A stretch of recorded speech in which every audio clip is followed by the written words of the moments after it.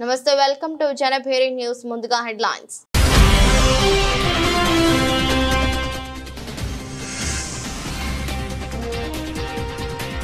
మొంతా తుఫాన్ ప్రభావిత ప్రాంతాల్లో పర్యటించనున్న జగన్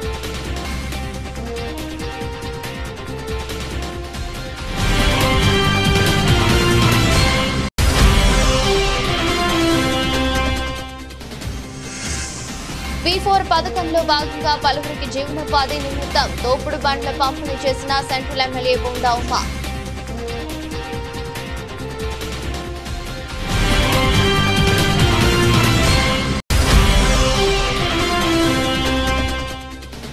కార్తీక పౌర్ణమి సందర్భంగా మంగినపూడి బీచ్ లో భక్తులకు ఎలాంటి ఇబ్బంది కలగకుండా సముద్ర హారతికి పకడ్బందీగా ఏర్పాట్లు చేయాలి జిల్లా కలెక్టర్ డికే బాలాజీ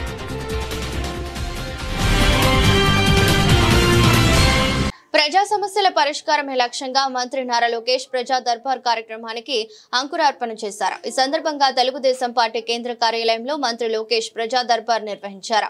మంగళవారం ఉదయం 11 గంటల నుంచి ప్రజా దర్బార్ కొనసాగుతుంది. ఈ నేపథ్యంలో మంత్రి లోకేష్ కు ఆర్జీలు ఇచ్చేందుకు భారీగా ప్రజలు తరలివచ్చారు. ఒక్కొక్కరి దగ్గరికి వెళ్లి వినతి పత్రాలు మంత్రి లోకేష్ స్వీకరిస్తున్నారు. వారిని ఆప్యాయంగా పలకరిస్తూ ప్రజా సమస్యలు తెలుసుకుంటున్నారు.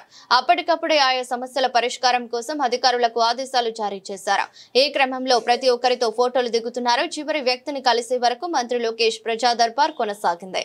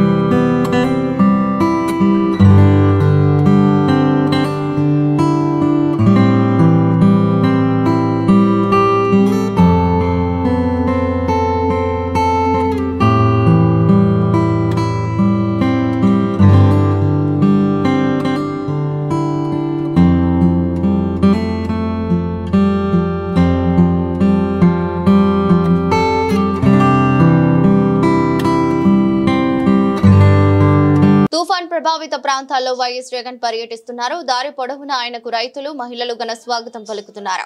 విజయవాడ, పెనమలూరు, పెడన, పామరు, మచిలీపట్నం విజయ నియోజకవర్గాల్లో వైఎస్ జగన్ పర్యటిస్తున్నారు. మొంతా తుఫానుతో నష్టపోయిన పంట పొలాలు పరిశీలించారు. బాధిత రైతులను వైఎస్ జగన్ పరామర్శించారు. ఆయనతో పాటు మాజీ మంత్రి పేర్ని నాని, వైసీపీ యువనేత అవినాష్లు పాల్గొన్నారు. ఈ సందర్భంగా వైఎస్ జగన్ కు రైతులు వినతి పత్రాలు సమర్పించారు.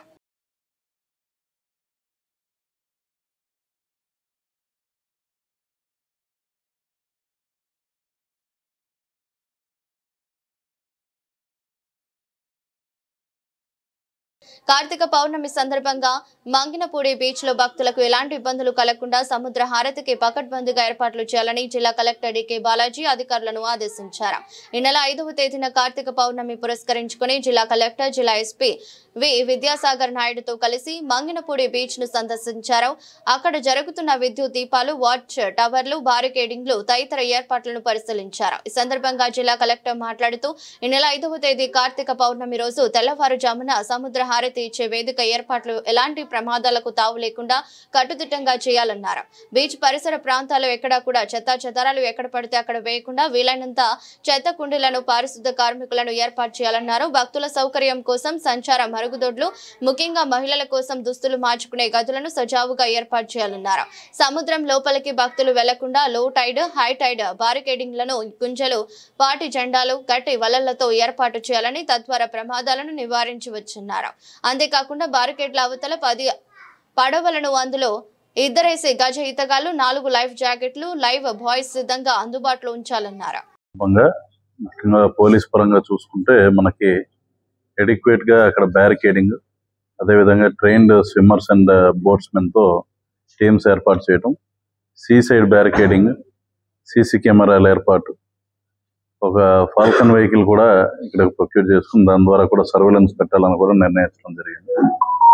దీంతోనే కాకుండా ప్రాపర్ గా పార్కింగ్ ప్లేసెస్ లో అరేంజ్మెంట్స్, అదేవిధంగా ఎవరు కూడా పిల్లలు వాళ్ళు తప్పిపోకుండా సపరేట్ గా help desks, multiple medical camps, వాటికి లైజన్ పర్సన్స్ కూడా ఉండేటట్టు ఏర్పాట్లు చేయాలని ఈరోజు మంత్రి గారి నేతృత్వంలో జరిగిన ఈ సమావేశంలో నిర్ణయించబడింది.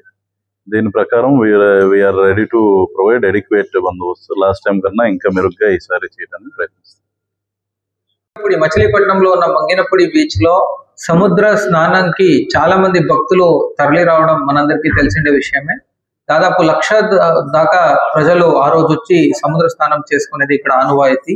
ఈ నేపథ్యంలో వచ్చే భక్తులకు ఎటువంటి అసౌకర్యం కలగకుండా మెరుగైన సేవల్ని అందించే దిశలో రాష్ట్ర ప్రభుత్వం ఆదేశాల మేరకు మనం జిల్లా యంత్రాంగం అన్ని ఏర్పాట్లు కూడా చేసుకుంది. సో వచ్చిన వాళ్ళందరికీ కూడాను పారిశుద్ధ్య రీత్యాలో ఆ బీచ్ అంతా కూడా క్లీన్ గా ఉండేటట్టు అడిక్వేట్ టాయిలెట్ అరేంజ్మెంట్స్ అన్ని చేశాము. వచ్చిన వాళ్ళకి డ్రింకింగ్ వాటర్, మళ్ళీ ప్రసాదం డిస్ట్రిబ్యూషన్, సో మళ్ళీ ఈసారి కొత్తగా సముద్రానికి మార్నింగ్ హారతి కూడా ఏర్పాటు చేస్తున్నాము. యాక్చువల్లీ మళ్ళీ వీళ్ళందరి సేఫ్టీ దృష్ట్యాన అడిక్వేట్ నెంబర్ ఆఫ్ స్విమ్మర్స్ ని, గజ ఈతగాళ్ళని, మళ్ళీ బోటుల్ని కూడా సమకూర్చుకోవడం జరిగింది యాక్చువల్లీ. సో చాలా ప్రణాళికబద్ధంగా ప్లాన్ చేశాము. వచ్చిన వాళ్ళకి ఎటువంటి అసౌకర్యం కలగకుండా జాగ్రత్త పడతాం. పెనమలూరు నియోజకవర్గంలో మాజీ సీఎం జగన్ కాన్వాయ్ అదుపు లేకుండా సాగుతోంది. ఈ నేపథ్యంలో ఉయ్యూరు మండలం గండిగుంట వద్ద కాన్వాయ్ వాహనాలు ఒకదానికొకటి ఢీకొన్నాయి. దీంతో పలువురికి గాయాలయ్యాయి. ఈ మేరకు రహదారిపై భారీగా ట్రాఫిక్ జామ్ ఏర్పడి వాహనాలు నిలిచిపోయాయి. పోలీసుల నిబంధనలను వైసీపీ నేతలు ఉల్లంఘిస్తున్నారు. డీజే ఏర్పాటు చేయగా అనుమతి లేదని పోలీసులు దాన్ని తీయించారు. దీంతో పోలీసులతో వాగ్వాదానికి దిగారు. నేతల తీరుతో హైవేపై వాహనదారులు ఇబ్బందులు పడుతున్నారు. హైవేపై ట్రాఫిక్ ఇబ్బంది కలిగించవద్దని పార్టీ నేతలు పోలీసులు సూచించారు.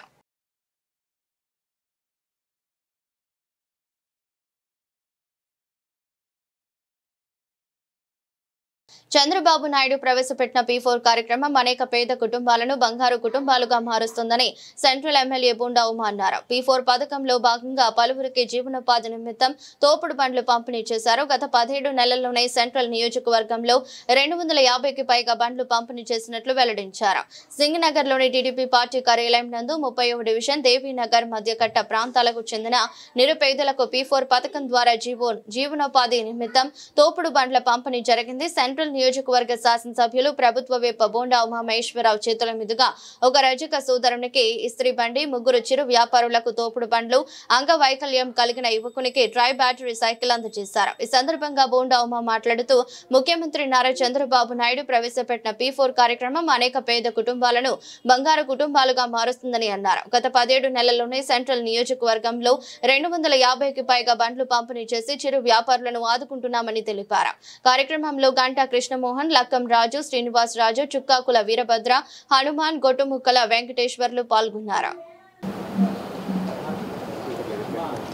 2024 ఎన్నికల్లో ఈ నియోజకవర్గ శాసనసభ్యుడిగా నేను ఎన్నికైనాక మళ్ళీ ఈ నియోజకవర్గంలో అభివృద్ధి పనుల్ని పట్టాలెక్కించాం. ఇప్పటికీ 300 కోట్లు పైబడి ఈ నియోజకవర్గంలో రోడ్లు కానీ, డ్రైన్లు కానీ, అలాగే హాస్పిటల్స్ కానీ, అలాగే స్కూల్ బిల్డింగ్స్ కానీ అన్నీ టేకప్ చేయడం జరిగింది. కమ్యూనిటీ హాల్స్ ఇవన్నీ కూడా.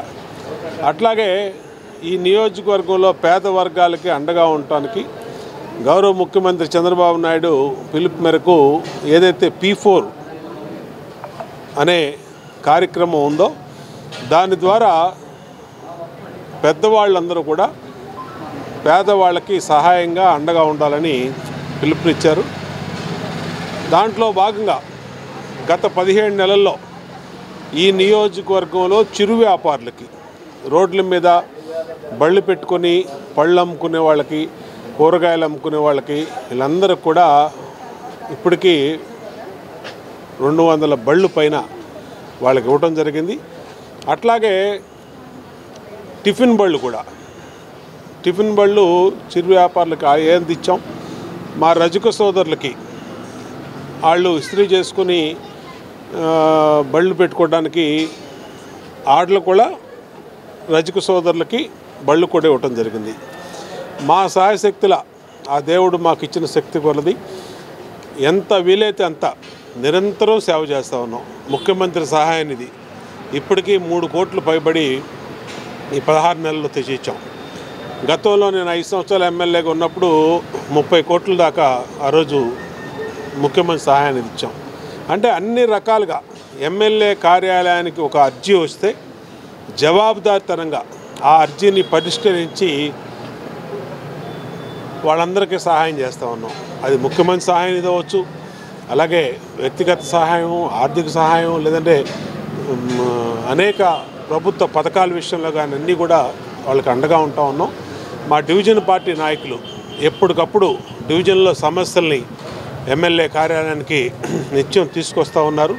వాళ్ళు కూడా చాలా యాక్టివ్గా అధికారం అనేది ఒక అలంకారంగా కాకుండా అధికారం అనేది ఒక బాధ్యతగా తీసుకొని కార్యకర్త కానించి, డివిజన్ పార్టీ కానించి, ఎమ్మెల్యే కానించి, ఎంపీ కానించి అందరం కూడా పనిచేస్తూ ఉన్నాం, కష్టపడి చేస్తూ ఉన్నాం. తప్పనిసరిగా భవిష్యత్తులో మరింత పేదవాళ్ళకి అండగా ఉంటామని తెలియజేస్తూ ఈరోజు ఏం డివిజన్ మంది 31వ డివిజన్లో మా డివిజన్ పార్టీ అధ్యక్షుడు ఎల్ఎస్ఆర్, మా అనురాధ, మా నాగమణి, అలాగే మా సరోజ, ఇంకా డివిజన్ నాయకులు మా రాము, వీళ్ళందరూ ఆధ్వర్యంలో మరి ఒక రజక సోదరులకి ఒక ఇస్త్రీ బండి, అలాగే 4 తోపుడు బళ్ళు ఇవ్వటం జరిగింది. ఇది ఒక నిరంతర ప్రక్రియ.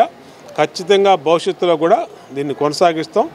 వీళ్ళకి స్ట్రీట్ వెండర్ లైసెన్సులు ఇస్తున్నాం, కార్డులు ఇస్తున్నాం. అది కాకుండా బ్యాంకులో ఎటువంటి హామీ లేకుండా 15,000 రూపాయలు తొలి విడత లోన్ ఇప్పిస్తున్నాం. దానికి వడ్డీ కూడా రాష్ట్ర ప్రభుత్వం కట్టేటట్టు చేస్తున్నాం. అది కట్టేస్తే మళ్ళీ 30,000, 50,000 కూడా ఇప్పిస్తున్నాం. అంటే చిరు వ్యాపారులకి వాళ్ళు భవిష్యత్తులో కుటుంబం నిలదొక్కునే దానికి అన్ని రకాలుగా ప్రభుత్వం అండగా ఉంటుంది.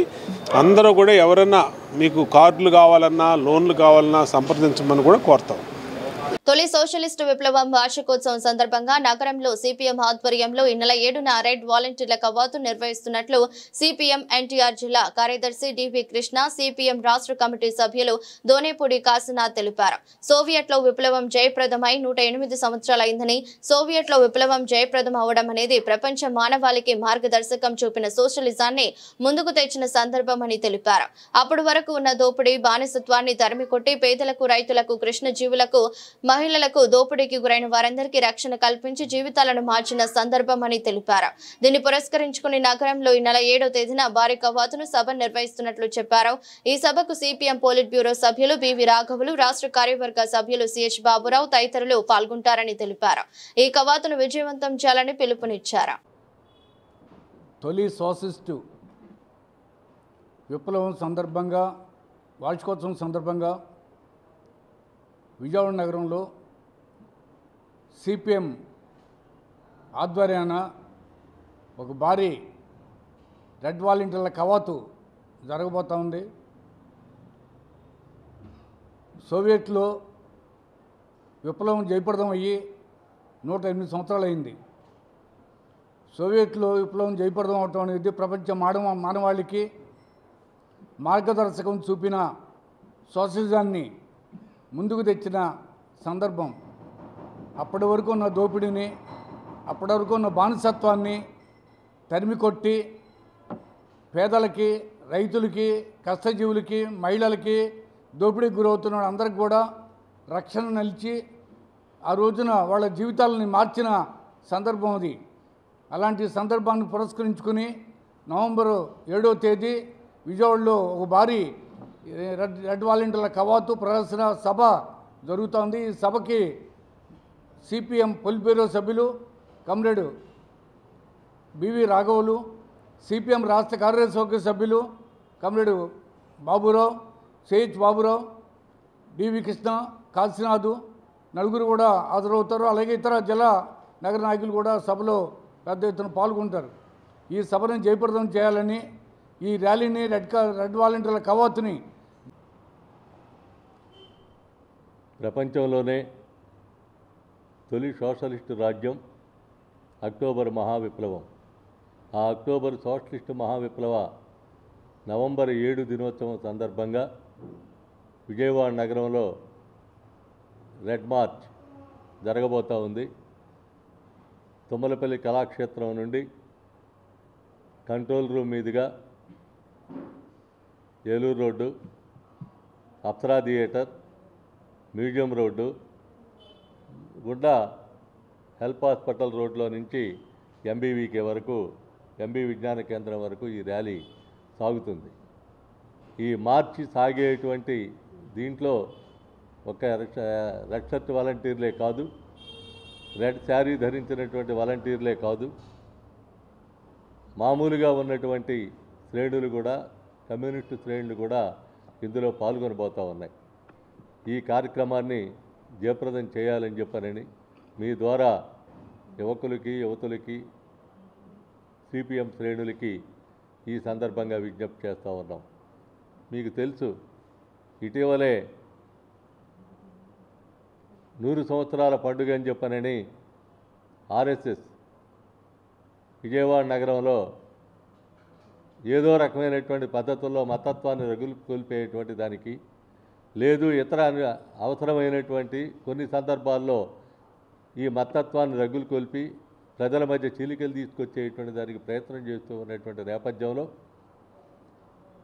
సమాజం ఒకటే, మానవాళి ఒకటే, తేడాలు లేవు, అసమానతలు లేవని చెప్పనేటువంటిది చూపించడానికే జరగబోతున్నటువంటి ఈ రెడ్ మార్చ్. ఒకప్పుడు సోషలిస్ట్ సమాజం, రష్యా ఆ స్ఫూర్తితో పొందినటువంటి అనేక దేశాలు, క్యూబా కానీ, వియత్నాం కానీ, బల్గేరియా కానీ, యుగోస్లావియా కానీ, పోలాండ్ కానీ, ఇట్లా రకరకాలైనటువంటి దాదాపుగా 16 దేశాలు ఆనాడు సోషలిస్టు రాజ్యాలుగా అవతరించినటువంటి నేపథ్యాన్ని చూసాం. అదే కాదు, మన భారతదేశంలో సోషలిస్టు రాజ్యం యొక్క ఆ రష్యా యొక్క సహాయంతో బొకారో స్టీల్ ప్లాంట్ కానీ, టాటా స్టీల్ ప్లాంట్ కానీ, మాజీ సైనికుల కార్పొరేషన్ ఏర్పాటు చేస్తామని హామీ ఇచ్చిన కూటమి ప్రభుత్వం సంవత్సరంన్నర దాటిన ఏర్పాటు చేయకపోవడం పట్ల రాష్ట్ర మాజీ సైనిక సంక్షేమ సంఘం అధ్యక్షులు తాండ్ర సాంబశివరావు విచారణ వ్యక్తం చేశారు. మాజీ సైనికుల సమస్యలపై ప్రభుత్వం దృష్టి పెట్టి పరిష్కరించాలని కోరారు. రానున్న స్థానిక సంస్థల ఎన్నికలలో మాజీ సైనికుల కుటుంబాలకు రిజర్వేషన్లు కల్పించాలని డిమాండ్ చేశారు. రాష్ట్ర మాజీ సైనిక సంక్షేమ సంఘం ఆధ్వర్యంలో గాంధీనగర్ ప్రెస్ క్లబ్ లో మీడియా సమావేశం జరిగింది. సమావేశంలో సంఘం రాష్ట్ర అధ్యక్షుడు తాండ్ర సాంబశివరావు మాట్లాడుతూ మాజీ సైనికులకు కార్పొరేషన్ ఏర్పాటు చేస్తామని చెప్పి ఇంతవరకు ఏర్పాటు చేయలేదన్నారు. ఈ విషయమై మాజీ సైనికులు, వారి కుటుంబ సభ్యులు ప్రభుత్వం వ్యవహార శైలిపై అసంతృప్తితో ఉన్నారన్నారు. రాష్ట్రంలో ఏదో ఒక జిల్లాకు మాజీ సైనికులు పేరును పెట్టాలన్నారు. మాజీ సైనికుల రిటైర్మెంట్ తర్వాత 3 సంవత్సరాలలోపు మాత్రమే ప్రభుత్వ భూముల కేటాయింపుకు అప్లై చేసుకునే విధానానికి స్వస్తి పలికి జీవితకాలంలో ఎప్పుడైనా ప్రభుత్వ భూములకు అప్లై చేసుకునే విధంగా సవరించాలన్నారు. కార్యక్రమంలో general secretary doctor Sureddy Shivakumar, గౌరవ అధ్యక్షులు అన్నే రామారావు పాల్గొన్నారు. అందరికీ నమస్కారం అండి. నా పేరు తాండ్ర సాంబశివరావు. ఆంధ్రప్రదేశ్ రాష్ట్ర మాజీ సైనిక సంక్షేమ సంఘానికి స్టేట్ ప్రెసిడెంట్గా ఎన్నుకోబడ్డాను. మరి ఈ ఆంధ్రప్రదేశ్ రాష్ట్ర మాజీ సైనిక సంక్షేమ సంఘంలో అన్ని రాజకీయ పార్టీలకు సంబంధించిన మాజీ సైనికులు, అన్ని కులాల, అన్ని మతాల, అన్ని జాతులకు సంబంధించిన సైనికులు కలిసి 26 జిల్లాల సైనిక సంక్షేమ సంఘాల ఆధ్వర్యంలో ఎన్నికలు జరపబడి స్టేట్లో మొట్టమొదటిసారి అఫీషియల్గా ఎన్నిక ద్వారా ఎన్నుకబడినటువంటి సంఘం అండి ఇది. మరి ఇప్పుడు రాష్ట్రంలో ఉన్నటువంటి మాజీ సైనికుల కుటుంబ సభ్యుల యొక్క సమస్యల మీద స్టేట్ కమిటీ గళమిప్పాల్సినటువంటి పరిస్థితి వచ్చి ఈరోజు మీడియా ముందుకు రావడం జరిగింది. మాకున్నటువంటి సమస్యలు కొన్ని మీడియా ద్వారా ఆంధ్రప్రదేశ్ రాష్ట్ర ప్రభుత్వానికి తెలియజేయాలనేటువంటి ఉద్దేశంతో ఈ రోజున ప్రెస్ మీట్కి రావడం జరిగింది. ముఖ్యంగా మాజీ సైనికులు ఈ రాష్ట్రంలో ఇంతవరకు లేనటువంటి మాజీ సైనికుల కార్పొరేషన్ ఏర్పాటు చేస్తామని చెప్పి ఆంధ్రప్రదేశ్ రాష్ట్ర ప్రభుత్వం, గౌరవ ముఖ్యమంత్రి వర్యులు శ్రీ చంద్రబాబు నాయుడు గారు, పవన్ కళ్యాణ్ గారు, అదేవిధంగా లోకేష్ గారు అనౌన్స్ చేయటం మరి చాలా సంతోషదాయకం. దాన్ని రాష్ట్ర వ్యాప్తంగా ఉన్నటువంటి మాజీ సైనికులు కానీ మాజీ సైనికుల కుటుంబ సభ్యులు కానీ మరి సాదరంగా స్వాగతిస్తున్నాం, చాలా సంతోషాన్ని వ్యక్తపరుస్తున్నాం. అయితే ఈ ప్రకటన చేసి గౌరవ ముఖ్యమంత్రి గారు ప్రకటన చేసి సంవత్సరంన్నర కాలం గడిచినప్పటికీ ఇంతవరకు మరి మాటలకే పరిమితం అవటం కొంచెం బాధాకరం. మాజీ సైనికుల కార్పొరేషను మరి వస్తే మాజీ సైనికులకు కానీ మాజీ సైనికుల కుటుంబ సభ్యులకు కానీ మరి వారి పిల్లలకు కానీ కొంత భవిష్యత్తు మెరుగుపడిద్ది, ఆ కార్పొరేషన్ ద్వారా కొంత సహాయ సహకారాలు అందుతాయని చెప్పి ఎదురు చూస్తున్న తరుణంలో ఇంతవరకు వాటి మీద ఏమి యాక్షన్ తీసుకుంటున్నారు, ఎందుకు లేట్ అవుతుంది అనేటటువంటి సమాచారం కూడా మాజీ సైనికులకు సరైన సమాచారం ఇవ్వకపోవటం కొంత బాధ కలిగిస్తుంది. కుటుంబ సభ్యులు కూడా కొంత అసంతృప్తి ఉన్నమాట వాస్తవం అని చెప్పి నేను మరి ఈ ప్రభుత్వానికి తెలియజేస్తున్నాను. అదేవిధంగా కార్పొరేషన్ ఏర్పాట్లో కూడా ఏదైతే ప్రతిష్టాత్మకంగా ఆంధ్రప్రదేశ్ రాష్ట్ర ప్రభుత్వం కార్పొరేషన్ ఏర్పాటు చేస్తుందో ఈ కార్పొరేషన్ కూడా పారదర్శకంగా అందరికీ అనుకూలంగాను మరి ఎలాంటి నేర చరిత్ర ఎలాంటి కేసులు మరి లేనటువంటి వ్యక్తులనే ఈ కార్పొరేషన్లో తీసుకోవాలని చెప్పి మేము ముఖ్యంగా తెలియజేస్తున్నాం. ఎందుకంటే కార్పొరేషన్ అనేది అంబేద్కర్ స్మృతి వనం అక్రమాలకు అడ్డాగా, ప్రేమికుల పార్కుగా, మందుబాబులకు అడ్డాగా మారిపోయిందని జై భారత్ భీమ్రావ్ పార్టీ వ్యవస్థాపక అధ్యక్షుడు జడ శ్రావణ్ కుమార్ ఆవేదన వ్యక్తం చేశారు. అంబేద్కర్ స్మృతి వనాన్ని నిర్వీర్యం చేసి నిర్మూలన చేయాలని కూటమి ప్రభుత్వం ఆలోచన చేస్తుందని ఆరోపణ చేశారు. 10 లక్షల కరెంట్ బిల్లు కట్టలేని ప్రభుత్వం అమరావతిని ఎలా డెవలప్ చేస్తుందని ప్రశ్నించారు. జై భారత్ భీమ్రావ్ పార్టీ వ్యవస్థాపక అధ్యక్షులు జడ శ్రావణ్ కుమార్ తన కార్యాలయంలో మీడియా సమావేశం నిర్వహించారు. ఈ సమావేశంలో మాట్లాడుతూ వైఎస్ జగన్ కృషితో ఏర్పాటైన అంబేద్కర్ స్మృతి వనాన్ని నిర్వీర్యం చేసే లక్ష్యంతో కూటమి ప్రభుత్వం పనిచేస్తుందన్నారు. 2014లో చంద్రబాబు ప్రభుత్వం అమరావతిలో అంబేద్కర్ విగ్రహానికి ఏర్పాటు చేస్తామని చెప్పి ₹1 నిధులు కూడా కేటాయించలేదన్నారు. అంబేద్కర్ ఒక మతానికి కులానికి చెందిన వ్యక్తి కాదని ఆయన విగ్రహంతో ఏర్పాటైన అంబేద్కర్ స్మృతి వనాన్ని నిర్వీర్యం చేయడం సరైన విధానం కాదన్నారు. అంబేద్కర్ స్మృతి వనాన్ని కాపాడుకునేందుకు అన్ని ప్రజా సంఘాలు సంఘటితంగా కూటమి ప్రభుత్వంపై పోరాటం చేయాలని నవంబర్ 26న జల స్వరాజ్య మైదానం పిలుపునిచ్చారు. కార్యక్రమానికి అంబేద్కర్ వాదులు అందరూ హాజరై జయప్రదం చేయాలని కోరారు. జాగ్రత్త చేయరా, అరే సుందరీకరణ దేశానికి సుందరీకరణ నేర్పింది చంద్రబాబే, దేశానికి కంప్యూటరీకరణ నేర్పింది చంద్రబాబే, దేశానికి ఆధునికీకరణ నేర్పింది చంద్రబాబు నాయుడే, దేశానికి బ్రతికే అవకాశం దేశంలో బ్రతికేవాడికి శ్వాస పీల్చుకోవటాన్ని నేర్పింది చంద్రబాబు నాయుడే అని చెప్తారు. ఇదేనా మీ చంద్రబాబు నాయుడు ప్రభుత్వంలో నడిబొడ్డులో ఉన్నటువంటి డాక్టర్ బిఆర్ అంబేద్కర్ విగ్రహం స్వరాజ్ మైదానానికి పట్టిన గతి ఇదేనా? దీన్నేనా ఆధునికీకరణ అంటారా? దీన్నే కంప్యూటరీకరణ అంటారా? అంటే పోరాటం చేస్తే తప్ప మీలో కదలిక ఉండదా? వెనకాల నుంచి ముళ్ళు కర్ర పెట్టి గుచ్చితే తప్ప మీలో ముందుకు పోరా? మీకు ప్రయారిటీస్ ఉండొచ్చేమో సార్, కానీ మా ప్రయారిటీ రాజ్యాంగం. ఈరోజు డాక్టర్ బిఆర్ అంబేద్కర్కి జరిగినటువంటి అన్యాయం విగ్రహానికి జరిగినట్టు కానే కాదు.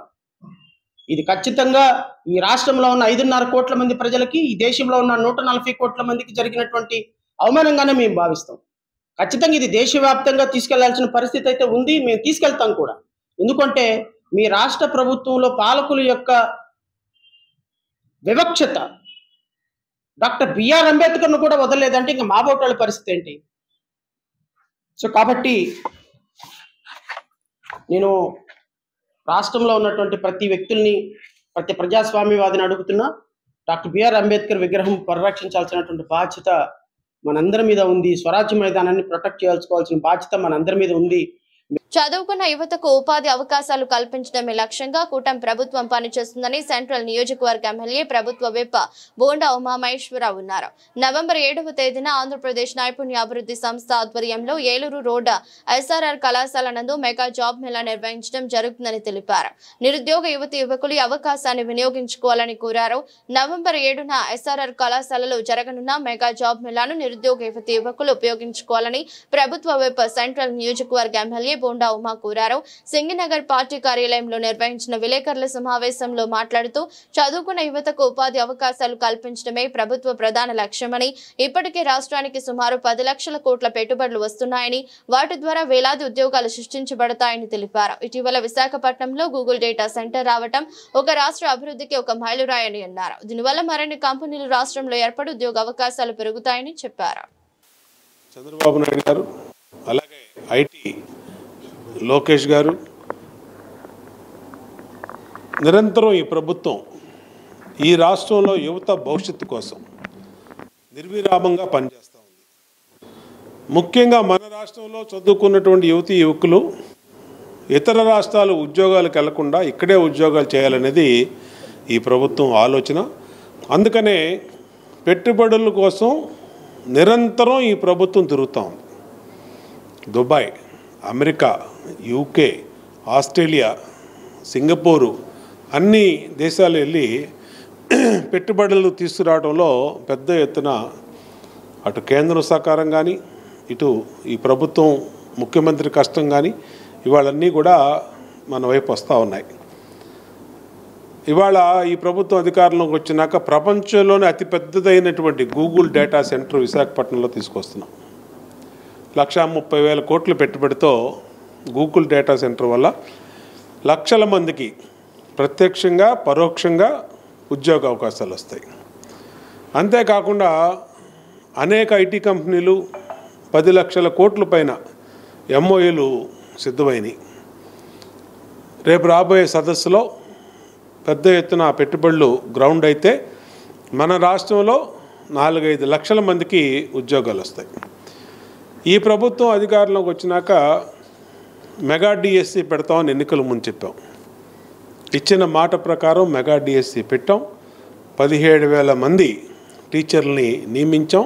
నియామక పత్రాలు కూడా అందజేశాం. అంటే ఒక నిరంతర ప్రక్రియ యువతకి అండగా, యువతకి ఉపాధి అవకాశాల కోసం జరుగుతూ ఉంది. దాంట్లో భాగంగానే ఇవాళ ఆంధ్రప్రదేశ్ స్కిల్ డెవలప్మెంట్ కార్పొరేషన్ ద్వారా ఎక్కడికక్కడ కంపెనీలను పిలిపించి మల్టీనేషనల్ కంపెనీలు, ఐటీ కంపెనీలు, ఇంటర్నేషనల్ కంపెనీలు పిలిపించి ఐటీ చదువుకున్న వాళ్ళకి, ఇంజనీరింగ్ చదువుకున్న వాళ్ళకి, డిగ్రీ చదువుకున్న వాళ్ళకి, అటు ఫార్మా ఇండస్ట్రీస్లో కానీ, ఐటీ ఇండస్ట్రీస్లో కానీ, మిగిలినటువంటి ఇండస్ట్రీస్లో కానీ పెద్ద ఎత్తున ఉద్యోగ అవకాశాల కోసం స్కిల్ డెవలప్మెంట్ కార్పొరేషన్ ద్వారా నిరంతరం కూడా శ్రమ జరుగుతుంది, నిరంతరం పని జరుగుతుంది. ఇవాళ ఈ నెల 7వ తారీఖు నాడు ఎస్ఆర్ఆర్ కాలేజీలో దాదాపు 30 నుంచి 40 కంపెనీల వరకు పిలిపించి వాళ్ళ ద్వారా ఇంటర్వ్యూలు, స్పాట్లోనే అపాయింట్మెంట్ లెటర్స్ కూడా మన పిల్లల కోసం చేస్తూ ఉన్నాం. అంటే ఇటు ప్రభుత్వం, ముఖ్యమంత్రి కాడి నుంచి శాసనసభ్యుడి వరకు, ఎంపీ, ఎమ్మెల్యే, కలెక్టరు, కమిషనరు, అధికారులు అందరం కూడా యువత భవిష్యత్తు పట్ల భద్రత, యువత భవిష్యత్తు పట్ల జాగ్రత్త, యువత భవిష్యత్తు పట్ల ఉద్యోగ అవకాశాలు ఇచ్చి వాళ్ళ జీవితంలో సెటిల్ అవడం కోసం అన్ని ప్రయత్నాలు చేస్తూ ఉన్నాం. దీన్ని యువత పెద్ద ఎత్తున సద్వినియోగం చేసుకోవాలి. రాబోయే రోజుల్లో అమరావతి పూర్తయితే ఐటీ ఇండస్ట్రీస్ అన్నీ హైదరాబాదులో ఏ విధంగా ఉన్నాయో దాని తలదన్నే రీతిలో రేపు ఐటీ ఇండస్ట్రీస్ అన్నీ ఇక్కడ రాబోతూ ఉన్నాయి. ఇవన్నీ కూడా మన రాష్ట్ర యువత భవిష్యత్తుకి మేలు జరిగే కార్యక్రమాలు కాబట్టి ఖచ్చితంగా దీన్ని సద్వినియోగం చేసుకోమని కోరుతా ఉన్నాం. యువతకి భరోసా ఇస్తున్నాం. మీ భవిష్యత్తు, మీ బాధ్యత మాది. మీకు అన్ని రకాలుగా ఈ ప్రభుత్వం అండగా ఉంటుంది. ఎమ్మెల్యే కార్యాలయం అండగా ఉంటుంది, సీఎం ఆఫీసు అండగా ఉంటుంది, ప్రభుత్వం అండగా ఉంటుంది. కాబట్టి ఎక్కడికక్కడ చదువుకున్న పిల్లలందరూ ప్రఖ్యాతమైనటువంటి 30 కంపెనీలు వస్తున్నటువంటి జాబ్ మేళాని సద్వినియోగం చేసుకోమని 7వ తారీఖు నాడు ఉదయమే మీ సర్టిఫికెట్స్ అన్నీ కూడా చెక్ చేసుకొని మీరు అందరూ కూడా ఇంటర్వ్యూస్కి ప్రిపేర్ కావని కోరుతూ మా పిల్లలందరికీ మంచి అవకాశాలు రావాలని హృదయపూర్వకంగా కోరుకుంటాం. వార్తలు ముగించే ముందు మరోసారి హెడ్లైన్స్.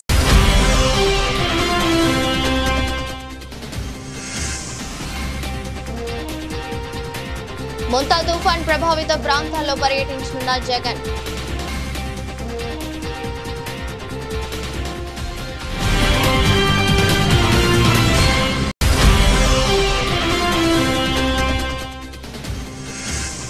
V4 పథకంలో భాగంగా పలువురికి జీవనోపాధి నిమిత్తం తోపుడు బండ్ల పంపిణీ చేసిన central MLA Bonda Uma.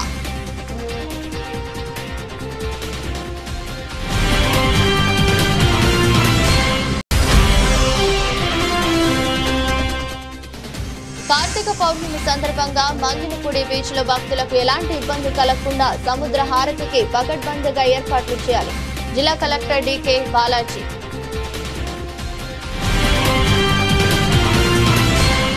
ఇదరొస్టి bulletin మరో బులెటిన్లో మళ్ళీ కలుద్దాం. అంతవరకు సెలవు. నమస్కారం.